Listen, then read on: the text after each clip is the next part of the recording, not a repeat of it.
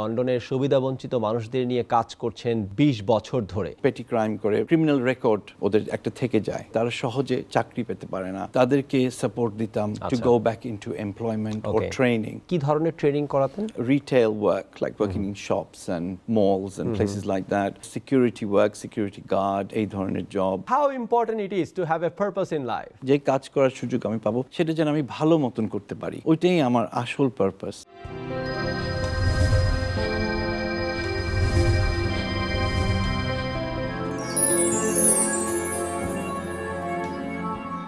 Assalamu alaikum and a very good evening and welcome to the one and only inspirational show on television, Live with a Purpose, a show that inspires you, sponsored by University of Scholars. আজ কথা বলবো এমন একজনের সাথে যিনি সুবিধাবঞ্চিত মানুষের জন্য কাজ করে যাচ্ছেন দীর্ঘ ২০ বছর ধরে, দেশে ও দেশের বাইরে। পূর্ব লন্ডনে সুবিধাবঞ্চিত মানুষের কর্মসংস্থান সৃষ্টিতে তিনি কাজ করছেন। বিশেষ করে লন্ডনের কারাগার থেকে মুক্তি পাওয়ার পর কর্মহীন হয়ে পড়া মানুষদের দুর্ভোগের কথা চিন্তা করে তাদের সহযোগিতার জন্য তিনি তার মেধা ও শ্রম দিয়ে কর্মস্বাধীন নামে একটি প্রকল্পের সূচনা করেছিলেন, যেখানে তাদের বিভিন্ন প্রশিক্ষণের মাধ্যমে কর্মসংস্থানের ব্যবস্থা করে দিয়েছিলেন। তিনি বিভিন্ন সরকারি প্রকল্পের মাধ্যমে পূর্ব লন্ডনের সুবিধাবঞ্চিত ৫,০০০-এরও বেশি মানুষকে কর্মসংস্থানের ব্যবস্থা করে দিয়েছেন। আর এই অবদানের জন্য চলতি বছরে তিনি ব্রিটিশ রানীর member of the most excellent order of the British empire MBE খেতাব অর্জন করেছেন। এছাড়াও তিনি যুক্তরাজ্যের সর্ব ইউরোপিয়ান বঙ্গবন্ধু পরিষদ, জাতীয় ৪ নেতা পরিষদের সহ সভাপতি হিসেবে এবং বাংলাদেশের শহীদ ক্যাপ্টেন মনসুর আলী ফাউন্ডেশনের সভাপতির দায়িত্বও পালন করছেন। কথা বলছি সর্বকালের সর্বশ্রেষ্ঠ বাঙালি জাতির পিতা বঙ্গবন্ধু শেখ মুজিবুর রহমানের ঘনিষ্ঠ সহচর, সাবেক প্রধানমন্ত্রী শহীদ ক্যাপ্টেন M মনসুর আলীর দৌহিত্র শেহরিন সেলিম রিপন ভাইয়ার। ওয়েলকাম টু দ্য শো ভাইয়া। Thank you very much for having me. People know you from many different identification. একটা হচ্ছে শহীদ ক্যাপ্টেন M মনসুর আলীর দৌহিত্র আপনি, আরেকটা হচ্ছে না আমাদের প্রয়াত ডক্টর সেলিমের সন। আপনি কোনটাতে বেশি আনন্দ পান বা গর্ববোধ করেন? দুই পরিচয়ে আমি আনন্দ পাই অবশ্যই, আর গর্ববোধ করি। How it feels like when people ask you, when people call you like as a grandson of Shahid Captain Mansur Ali? প্রথম কথা, it's a great privilege and honor. I am his grandson for that. And the eldest grandson, right? Eldest grandson, yeah. And to be honest, আমি মানে কি বলবো, you feel proud, but also এটার সাথে একটা দায়িত্ব আসে। You feel responsible আর কি, to carry his legacy and মানে উনি যে ধরনের মানে কাজ করেছে ওইটার সাথে তো আর আমি it's uncomparable.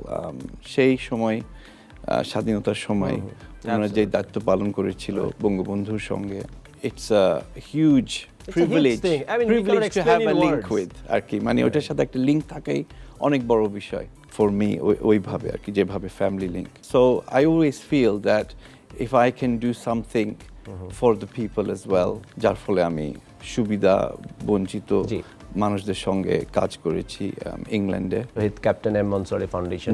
সো এই ফাউন্ডেশনের মাধ্যমে আপনারা কোন কোন জায়গায় এখন কাজ করছেন? রিসেন্টলি একটা এক্সিবিশন করলাম ধানমন্ডি ২৫ নম্বরে।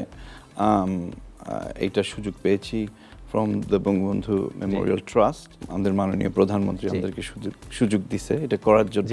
তো it was a great honor and privilege. It was the first exhibition to be held there. এটা ছিল বঙ্গবন্ধু জাতীয় ৪ নেতা এক্সিবিশন, ফটোগ্রাফিক এক্সিবিশন। সেখানে আমরা আর কি দেখাতে চেয়েছি ছবির মাধ্যমে ওনাদের যে সম্পর্কটা, that bond, that leadership, স্বাধীনতা থেকে একদম to current times, যে আমাদের এখন মাননীয় প্রধানমন্ত্রী যে আছে, মানে each stage from there through photographs. I would say a successful event. Lot of people came, অনেকেই আসছে দেখার জন্য। যারা আসছে তারা অনেক অ্যাপ্রিশিয়েট করছে এই কনসেপ্টটা, বিকজ তারা দেখতে পাচ্ছে থ্রু ফটোগ্রাফস। আমরা ৭ই মার্চের ভাষণ থেকে শুরু করেছিলাম, তারপর মুজিবনগর সরকার, এক একটা যে পিরিয়ড গেল এক একটা করে ছবি ছিল, তারপর দেখাইছি অনেকগুলো ছবি বঙ্গবন্ধু এবং জাতীয় ৪ নেতার সঙ্গে। তখন আমরা যে 15ই আগস্টের সেই dark event of the 15th August, সেটাকেও আমরা রিপ্রেজেন্ট করেছি ওইখানে and then we showed pictures of darkness over Bangladesh laid in blood as a country তারপর 3রা নভেম্বর জেল হত্যা দিবসে আমরা তখন সেটারও একটা ইনস্টলেশন করেছিলাম just it was an interesting way of sort of showing people what happened chronologically মানে সেই সময় তারপর আমরা শেষে দেখালাম একটা ব্ল্যাক একটা পিকচার দিয়েছিলাম ওইখানে which just represented that Bangladesh was in total darkness তারপর we showed a horizon the sun again rising আর সেখানে শেষে আমরা আমাদের মাননীয় প্রধানমন্ত্রী এবং শেখ রেহানা ছবি দেখাইছি আর কি ওইখানে So this is very first kind of photo exhibition in our country, I guess. Yes, it was the first one in 32 number and I think it may have been one of the first type of event like this এবং আমি চাচ্ছিলাম আসলে যে younger জেনারেশনকে একটু inspire করতে যে আমরা যে আজকে একটা বাঙালি পরিচয় দিতে পারতেছি আমাদের যে একটা আইডেন্টিটি আছে বাঙালি at what cost this took place how it took place a little bit to value this identity because আজকে এই আইডেন্টিটি যদি না থাকতো আমাদের we wouldn't be able to scream and shout for our rights যেভাবে আমরা করি এখন people have the rights to complain to scream and shout and say look I want this I want that so আমি চাচ্ছিলাম this exhibition should try and demonstrate that we have this identity because of all of this history and I think there are many countries in the world that cannot demonstrate the history of their establishment I mean as not a nation. every country has its history so yeah exactly I think there are very few that can demonstrate it the way Bangladesh so has. I'm just like from the curious mind like how many people participated in this exhibition I think there was thousands of people that came but to the still exhibition. I mean it should be reach to like the all people in Bangladesh so, yes so is there any plan to extend this exhibition in everywhere in Bangladesh we would love to do that I would love to take it around the country internationally আমি চাই এটা সারা বিশ্বে নিয়ে যেতে পারি এবং আমাদের যেখানে বাঙালি কমিউনিটি আছে like in London New York in certain parts of Europe all over the world সেখানেও যদি নিয়ে যেতে পারি সেখানকার younger generationদের সামনে it would be a great privilege we will take a short break okay thank you ওকে কথা বলছিলাম আমাদের সকলের প্রিয় শেহরিন সেলিম রিপন ভাইয়ার সাথে একটা ছোট্ট বিরতি নিব ফিরে এসে আরো কথা বলবো ভাইয়ার সাথে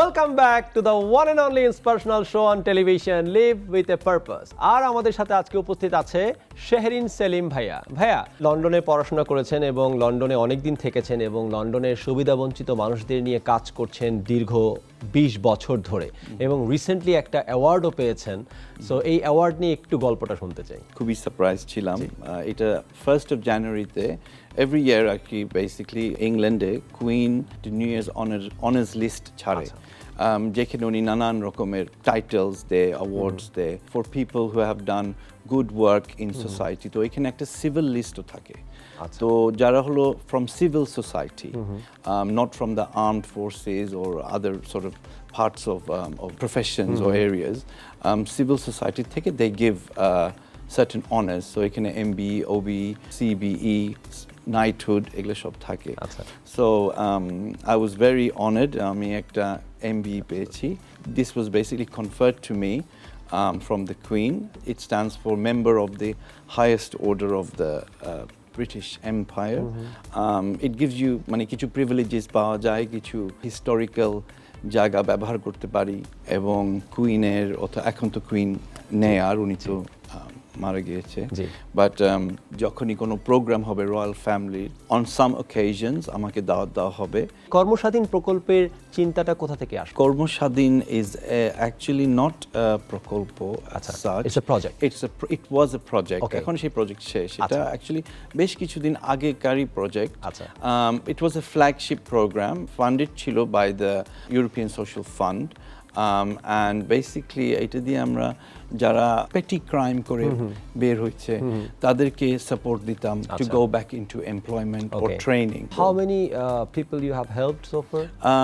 In total I've helped through various projects মানে নানান প্রজেক্টের মাধ্যমে প্রায় 5000 লোককে মানে চাকরির ব্যবস্থা big number of we used to support them into work. আপনারা অনেক ধরনের ট্রেনিং করাতেন তাদেরকে সো মানে এটা কি ধরনের ট্রেনিং করাতেন ট্রেনিংটা ছিল mainly for entry level work আচ্ছা retail work like working in shops and malls and places like that তারপর security work security guard এই ধরনের job so you would provide them with basic things like health and safety certificates and various requirements মানে ওই চাকরিগুলো পাওয়ার জন্য যে requirement লাগে সেগুলো আমরা সব ওদের জন্য একটু প্রিপেয়ার করে দিতাম অনেক সময় অ্যাজ এ ইয়াঙ্গার পারসন সেই ডাইরেকশনটা দেওয়া দরকার তো আমাদের প্রোগ্রামের সিস্টেমটা সবসময় ছিল থ্রু মেন্টরশিপ অ্যান্ড আমরা আমাদের যারা কনসালটেন্ট ছিল এমপ্লয়মেন্ট কনসালটেন্ট ও ট্রেনিং কনসালটেন্ট তাদেরকে মেন্টর হিসাবে তারা দেখতো so we would work with them একটা হ্যান্ড হোল্ডিং অ্যাপ্রোচ নিতাম সেটা আর কি was very effective at that time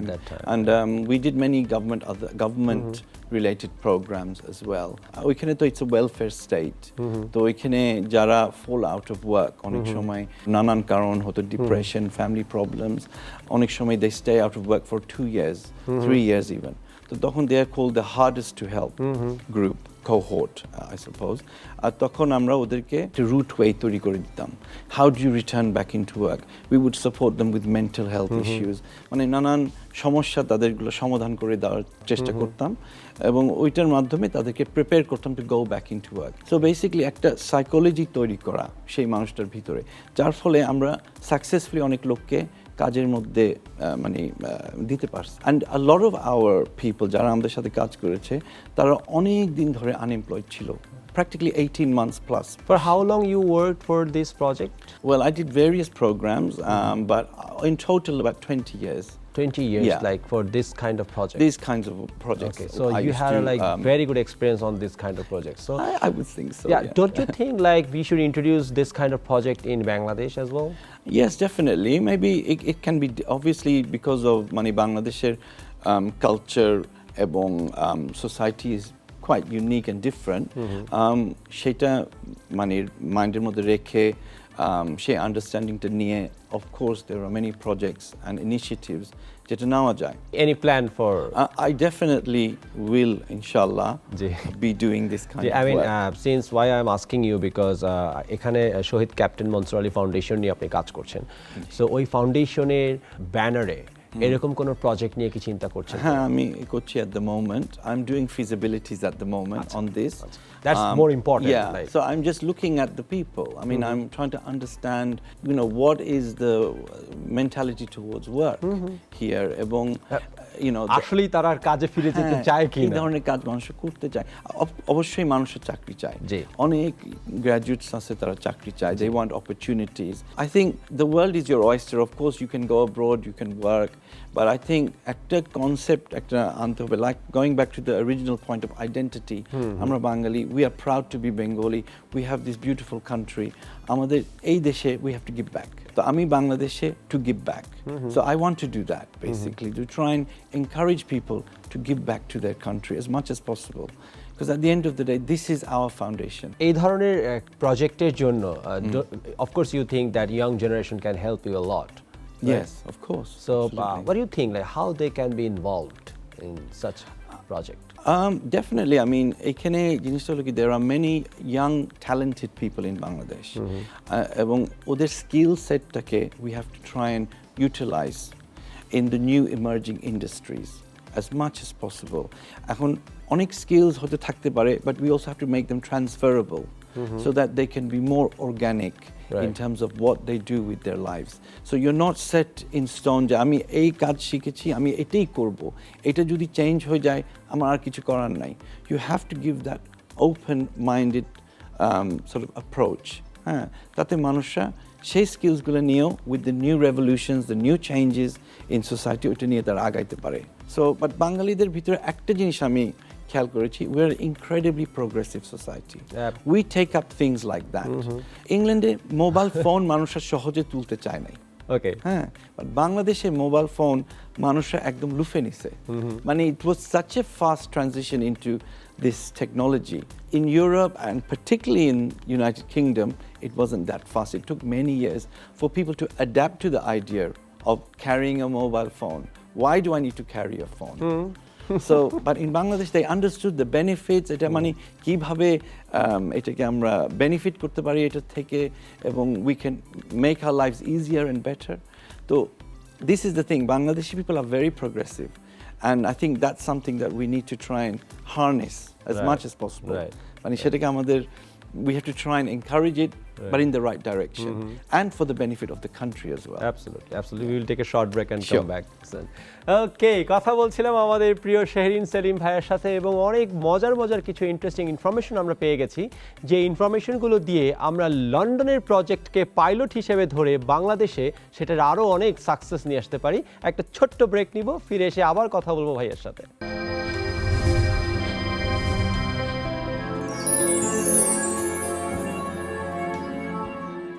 Welcome back to the show Live with a Purpose, and tonight we have the one and only Shehrin Selim Bhai. Bhaiya, how important it is to have a purpose in life?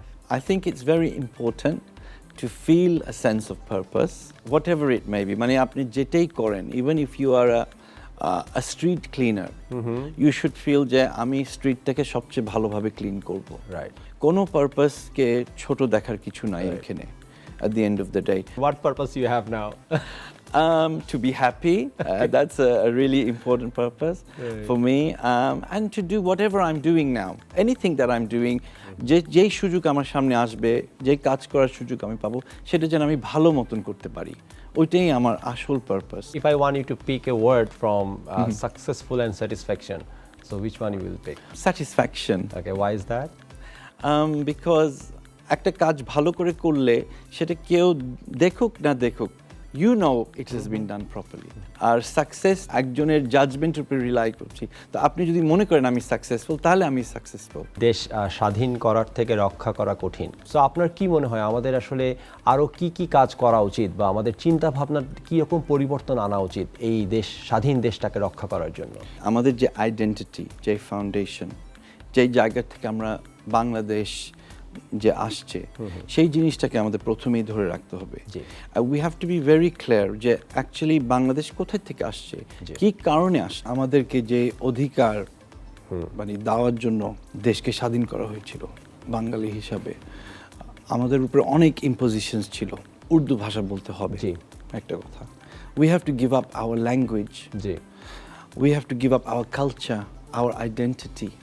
Bangali identity তো খালি 50 বছরের না, it's been there for hundreds of years, if not thousands. হ্যাঁ, তো সেইটাকে রক্ষা করার জন্য বঙ্গবন্ধু আমাদের দেশকে স্বাধীন করেছিল। At the end of the, ওনার নেতৃত্বতে এই দেশ স্বাধীন হয়েছিল।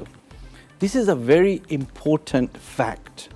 এই জিনিসটা সবাই বুঝতে হবে ভালো মতন, and it needs to be told to people in the best way as possible for them to be able to accept it. মানে এটা যেন মনের মধ্যে ধারণ করতে পারে। Protecting our country and the independence of our nation.